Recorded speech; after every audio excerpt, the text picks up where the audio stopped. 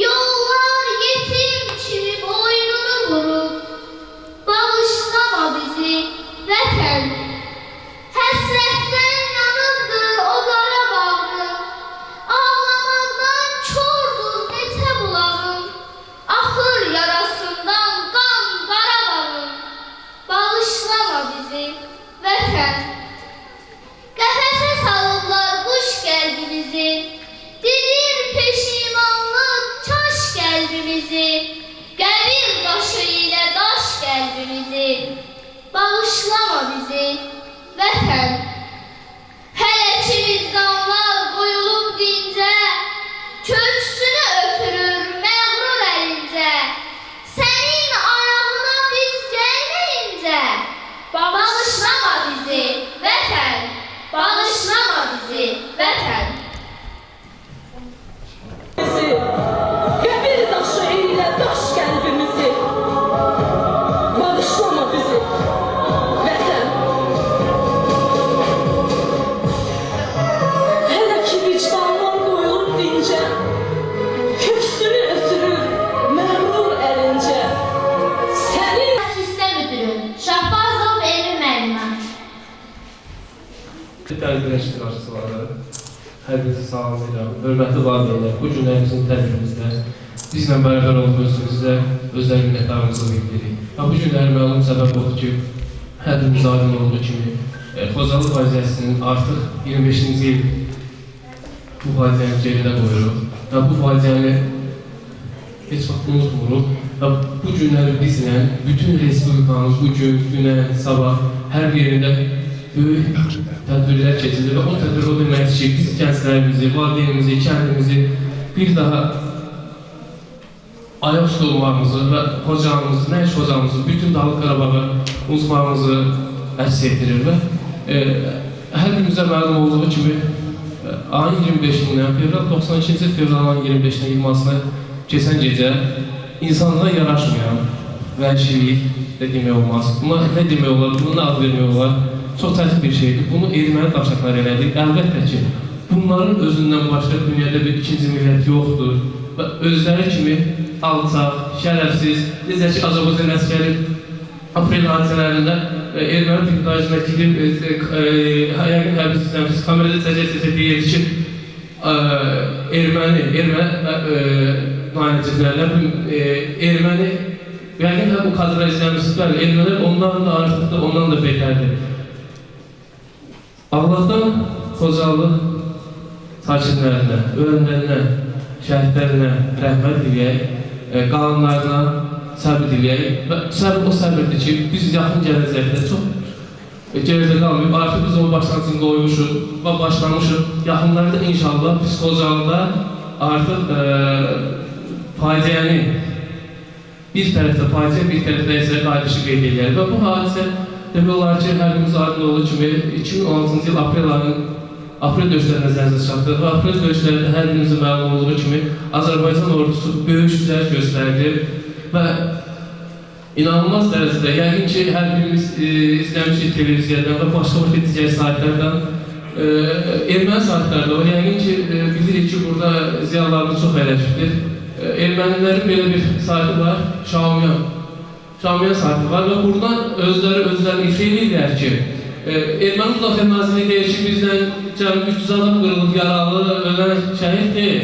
Amma Şamiyan saytı bildirir ki, 300-dən artıq hərbicimiz artıq məhv edilib, 500-dən artıq hərbici yaralanıb və Talış kəndi yəqin hər birimizə məlum olduğu kimi kəndin içində, kəndin mərkəzində çox demək olar ki, döyüşlər getmiş. Yəni döyüşlər deyəndə sadəcə necə ki, ermənilər bizim Xocalıda törətdikləri hadisələri bizim hərbçilərimiz, bizim ordumuz bu hadisədə Talış kəndində ermənilərə göstərmişdilər. Yəqin ki, az fragmentlər var. Hətta əlbəyaxa döyüşlər olmuşdu.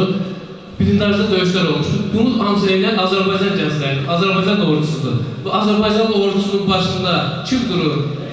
İlham Əliyev, yaşasın. Və biz deyək ki, Lələtəpə yüksəkliyindən deyək. Lələtəpə yüksəkliyindən əlbəttə ki, bizim düzdür, hərbi sır olaraq qalır. Füzuli saçlarımızın birindən, hərbislərin birindən, Ensar hərbislərin birindən adını açıqlanmıyor. Lələtəfə işlərini elə bir əməliyyat eləmişdilər ki, və bu məlum səbəb kimi Cənab Prezident də göstəriş verir ki, bu əməliyyat növbəti illərdə Azərbaycan Tarix Kitabının 11-ci sinifinə tətbiq edilsin və dərs kimi, vəsait kimi artıq 11 sinifdə mövzu kimi keçirilsin. İnşallah bu zəfəri nə işlərdə və hətta biz gedib Xankəndi, Şuşa, Kəlbəzər, Dəridağda biz bu qadiş edəcəyik və bu böyük qadişin artıq təməl qoyulur və bu təməldir ki, yenə aprel hadisələrində Cəbrayıl rayonunun Cocuq Məcdanlı kəndi demək olar ki, tamamilə erməni gülləsindən azad edilmiş, artıq o yüksəklikdə Azərbaycan ordusu, Azərbaycan hərbçiləri, Azərbaycan zabiti otururdu və demək olar ki, bu Cocuq Məcdanında 300-ə yaxın ailə yaşayırdı və bu 300 ailənin 190 nəfəri artıq Qasım və Məcnun Sözündən üzrə Dövlət Komitəsinə müraciət etmiş 190 ailə və Cənab Prezidentdən məlum sərəncamı odur ki, yəqin hər bizə məlumdur, mən bunu niyə təsvir edirəm? 4 milyon manat, heç bəlkə ermənilərin hərbi büdcəsi 4 milyon manat verir. Artıq biz bir kəndin abadlaşdırılmasına 4 milyon manat almışıq. Və bu sərəncamdan bir qədər sonra isə yenə bir Cənab Prezident yenə bir böyük sərəncam imzaladı və bundan da artıq 4 milyon 200 manat pul ayırdı. Nə üçün? Yolun çəkilişi üçün. O demək ki, artıq Cocuq Məcdanında yaşayanlar, Füzuliyə, Beyləqəndə rahat bir şəkildə və məsələn belə deyək ki, Zaqatalarda gedə bilir, necə insanlar rahat şəkildə yolda hərəkət edirlər, Cocuq Məcdanında da yaşayan soydaşlarımız bu tür hərəkətdə yol verirlər. Tapşırıqdan Prezidentin tapşırığına əsasən artıq Cocuq Məcdanında siyasi ictimai binalar, həkim ambulatoriyası, mədəniyyət evi, məktəb, inzibat binləri tikilməyə başlanılmışdır. Artıq hər bizə məlum olduğu kimi Şuşada ucaldılan məscidin artıq Cənab Prezidentin sərəncamı ilə Cocuq Məcdanında bünövrəsinin əsası qoyulmuşdur. Necə ki, Şuşada biz indi həsədlə baxdığımız o məscid artıq Cocuq Məcdanında iş edilməyə başlayıbdır. Məktəb tikilməsinə başlanılıbdır, yolun çəkilməsinə başlanılıbdır. Bunlar hamısı Azərbaycan dövlətinin uğurudur. Və bir şeydə toxunmaq istəyirəm ki, artıq hər birinizə məlum olduğu kimi biz əlbəttə ki, şəhidlərimiz var, şəhidlər verməliyik. Vətən varsa şəhid var, şəhid varsa vətən var. Bunu unutmamalıyıq. Kəndin qəhrəmanoğlu, şəhid olmuş Samir Qaçayev simasında cəm şəhidlərə Allahdan rəhmət diləyək və hər birimiz aydın olur ki, Cənab Prezidentin yenə bir sərəncamı oldu ki, Qurbanov Çinci Salmanoğlu dekabr 29-unda ermənilər tərəfindən qeyri-bərabər döyüşdə yenə onu vuruluyuram. Erməni Müdafiə Nazirliyi məlumat verir ki, kəslər bir zabit, belə deyilmirdi. Ən az 6-7 əskər və zabitləri məhv etmiş, qeyri-bərabər döyüşdə qəhrəmancasına şəhid olmuş və Cənab Prezidentin sərəncamı ilə ona da mübariz kimi milli qəhrəman adı verilmişdir. Belə olanlarımız var, belə əsərlərimiz var. Yaşasın Azərbaycan əsəri, yaşasın Azərbaycan Ali Baş Komandanı İlham Əliyev. Sağ olun. Balam, görmüsünüz balamı? Neçə vaxtdır mən onu itirmişəm. Bəlkə siz onu görmüsünüz. Bəlkə yerini bilirsiniz. Nə olar, kömək edin. Mən onun köynəyini saxlayıram. Siz də görməmisiniz. Bəs mənim balamı heç kim görməyib. Ana. Axı deyilsiz, görməmişik Samir balamı. Canım, oğlum, gəlirəm. Ana, bizi buralardan xilas elə ana. Bizim ruhumuz çox narahatdır ana. Nə qədər ki torpaqlarımız azad olmayıb, bizim ruhumuz rahatlıq tapmayacaq ana. Biz nə baş verdiyini anlamadıq. Hər şeylə qəfil oldu ki, neçə insanın çıxardılmış gözləri, kəsilmiş qulaqları, ətrafa səpələnmiş əlləri, ayaqları, insanlıq ölüm harayları, can harayları bizi dəhşətə salmışdı ana. Bəs bizim qisasımız, bəs bizi kim xilas edəcək? Bizim zülümlərimizi kim unutturacaq? Axı kim qisasımız alacaq? Kim, axı kim?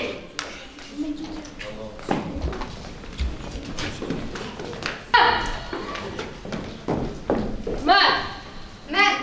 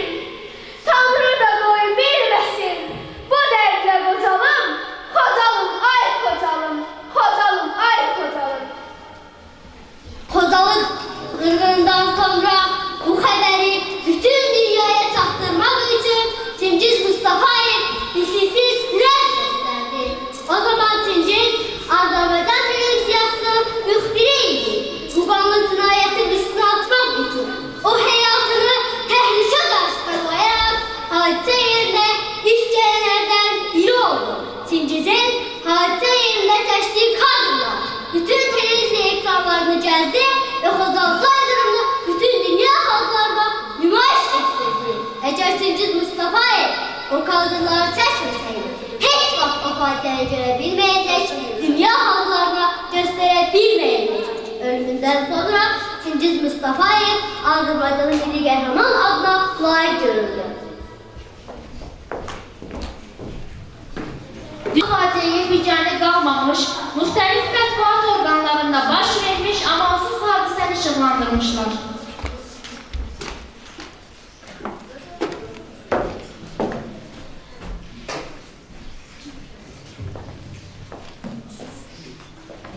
Amerikalı jurnalist Thomas Goldson 1992-ci il fevralın 27-sində Washington Post qəzetində yayımlanan məqaləsi Amerika ictimaiyyətinə Xocalıda törədilmiş qətliam haqqında məlumat verdi.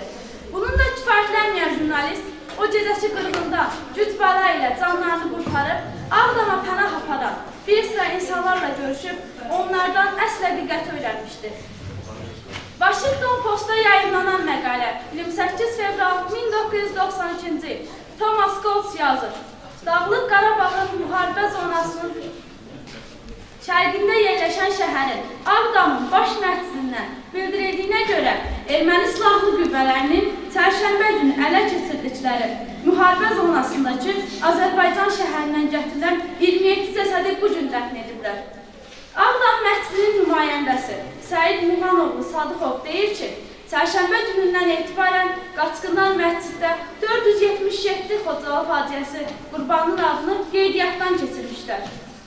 Azərbaycanın paytaxtı Bakı rəsmiləri isə Xocalıya hücum zamanı 100-ə qədər ölüm olduğunu müəyyənləşdirdikləri halda Ermənistanın paytaxtı Yerevandakı erməni rəsmiləri isə hücum zamanı yalnız 2 Azərbaycanlının öldüyünü iddia edirlər. 1992-ci il 14 martda Fransa mediasında özünə məxsus yeri olan Le Monde qəzeti isə baş vermiş qətliama bu cür qiymət verdi. Ağdamda əzəvi jurnalist öldürülmüş insanlar arasından başının dərisi soyulmuş, dırnaqları çıxarılmış bir qadın və uşaq görülmüşdür. Bu Azərbaycanın təbliğatı deyil, reallıqdır.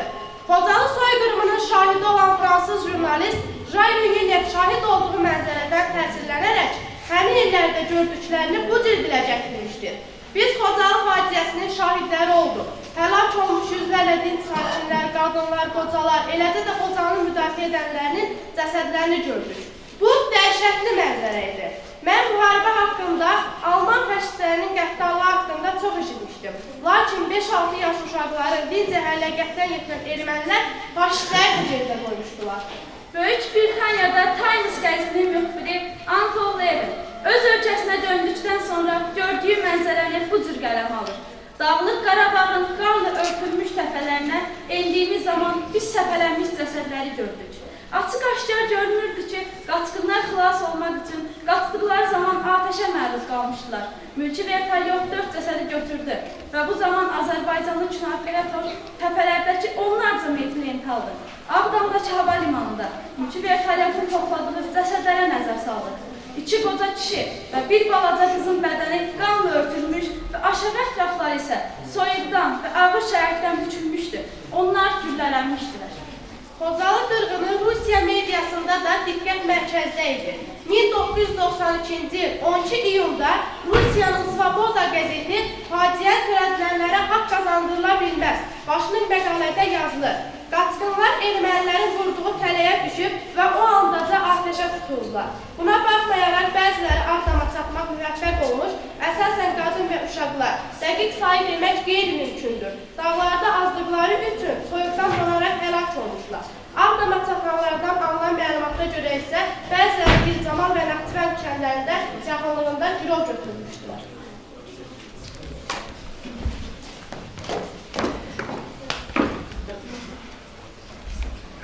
Zaman zaman tikələndi tikəmiz, təndir yandı kütə getdi kökəmiz. Həqiqətcən bəlkələndi bəlkəmiz, indi şübhə sübhə doğan günandır. Qarabağda qan ağlayan anamdır. Ağlı anam, haqsız gedən başlara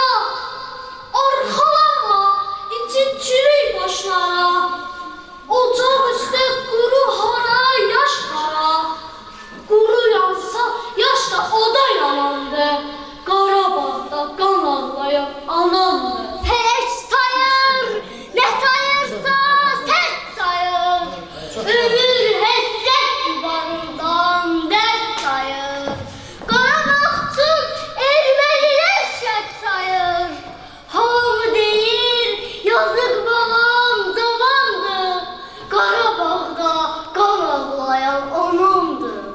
Namusumun kirlendiği o yurtta, milletimin şerlendiği o yurtta, düşmenimin herlendiği o yurtta, vətən göğü qapqara bir dumandır, Qarabağda qan ağlayan anamdır. O torpağın sinəsini yardı. O torpağa her seçilen ah cuna. Ah yok, değiş meydanında ay Allah. Öz lütfünü bəxş et bizə anamdır. Qarabağda qan ağlayan anamdır. Feryadına çatamadım, bağışla. Ellerinden tutanmadım, bağışla. Dertlerini umanmadım, bağışla. Söz dağımsan, göz dağımsan Xocalı. Tenha qalan torpağımsan Xocalı. Qazanmışıq, itirmişik görneyi, qızıl qana bulanıqdır köynəyi, yandıracaq qəlbimizin göynəyi. Söz dağımsan, göz dağımsan Xocalı, tənha qalan torpağımsan Xocalı.